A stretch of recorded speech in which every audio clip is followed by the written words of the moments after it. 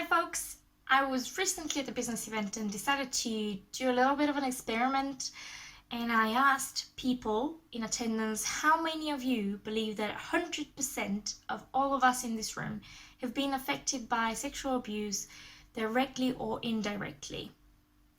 And I was shocked by the very few people that put their hands up and realized people don't really understand how directly and indirectly we're all affected by abuse. And my presentation was around sexual abuse, and I want to share some statistics with you because I think it's important to understand that we live in a society that's highly connected, and everything that happens, it doesn't matter whether it's on the end of the street, at the end of town, at the end of borders, whatever, it affects us directly or indirectly. It has an impact on us, and that's why I think we should care and invest more in preventing bad things from happening. So when it comes to sexual violence, and a lot of people would pick on that word that I'm using, violence instead of harassment, instead of assault, instead of rape, because I think that violence would be more of an umbrella term that we can put above all of these. And that's why I want to clarify, I'm not talking about anything specific like rape or harassment or assault. And this is because it's very hard to be specific with these statistics as well, because we've got so little understanding really of how the whole thing works. And a lot of the time a person will be harassed and then raped, or assaulted and then harassed, and it just is too complicated to just unpack. So allow me to use the word violence as an umbrella term. Let's unpack some statistics. So at the workplace, BBC survey has found that 40% of women and 18% of men have had experience of unwanted sexual behavior in the workplace, and that's a study from 2017. And then we've got a EU-wide survey that sampled 42,000 women and found that 75% of women in higher positions have experienced sexual violence of one type or another. This is just at the workplace. Then if you look at the Students' Room report from 2018, 62% of students that walk out of university have experienced some form of sexual violence while at university. And when it comes to schools, 29% of 16 to 18-year-olds have experienced unwanted sexual behavior at school.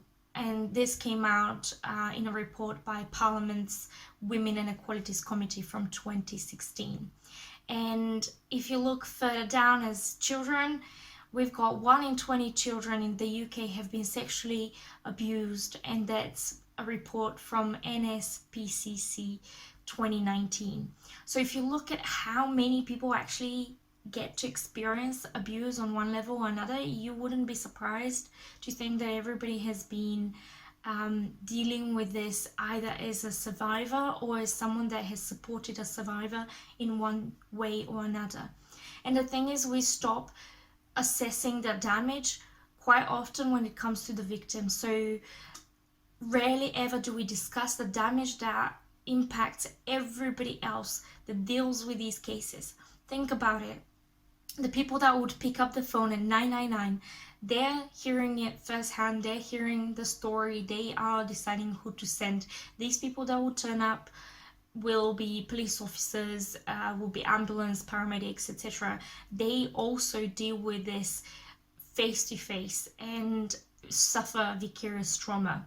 When you think about it, psychologists, social workers, health professionals in the hospital, in the GP practice will also be affected by being exposed to these stories, by having to deal with processing the victim in one way or another, and also obviously the perpetrator. Then you have the people in the justice system that would deal with the perpetrators and the cases, and that would be judges, lawyers, probation officers, rehabilitation officers, etc. All of these people that I mentioned just now have been affected by these cases and have experienced vicarious trauma. and vicarious trauma, you can't even put a price on it, because these same people would go home and offload on their families and friends and children and colleagues, etc. And that just keeps on bouncing and bouncing and bouncing further and further and further. You can't stop this. And if you look at the side of the perpetrator, think how many people are affected by it.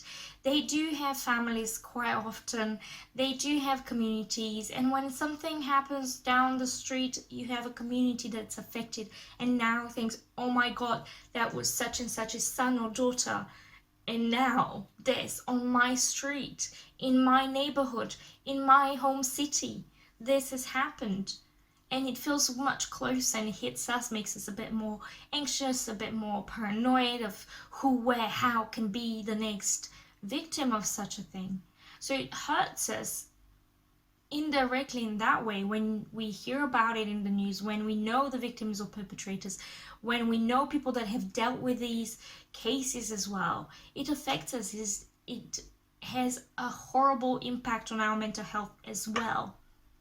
And let's go back a little bit more on the perpetrators. So their families are likely to spend a lot of money on, say, legal fees and trying to take care of their family member that has been accused or has perpetrated the crime. Then you've got the fact that their communities are shaken by the event, obviously. Their status and reputation is damaged. Many would lose their jobs because they can't deal with the whole mess. And as I said, the community is shaken. Furthermore, if we think about cost, taxpayers' money are going to policing and investigation costs, criminal prosecution, imprisonment, and usually if someone is jailed for a crime of sexual nature, they are more likely to stay in jail for much longer than we would usually jail someone for robbery or something like that. And at present, it costs us £37,543 a year to keep someone in jail. This is a lot of money. And then, of course, we've got rehabilitation costs. And these are extremely important because you can't just jail someone and release them and expect them to be a better person just because they have spent X amount of time in a cage.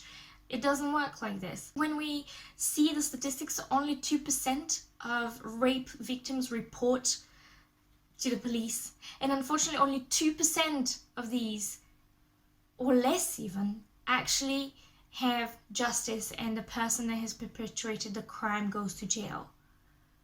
How many more are out there that never speak up and never pursue justice?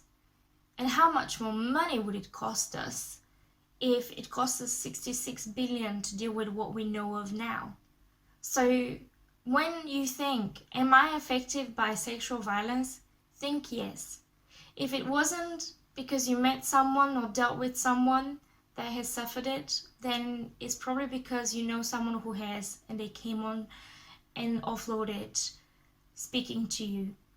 Or maybe it's because you heard it on the news, or because it happened in your neighborhood, or maybe it's because your money and your tax went for all of that and not for the infrastructure, not for better schools, better hospitals and better services for the disabled or anything like this.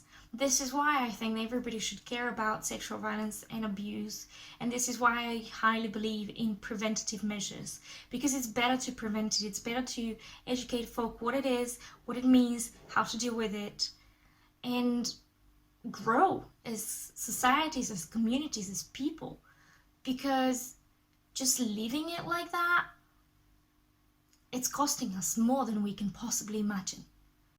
So next time, I hope that I would get a room full of people putting their hands up and saying, how can we prevent this? Until then, if you think this video is eye-opening, enlightening, important, please share it. More people need to understand how everything is connected and how we all suffer when bad things happen.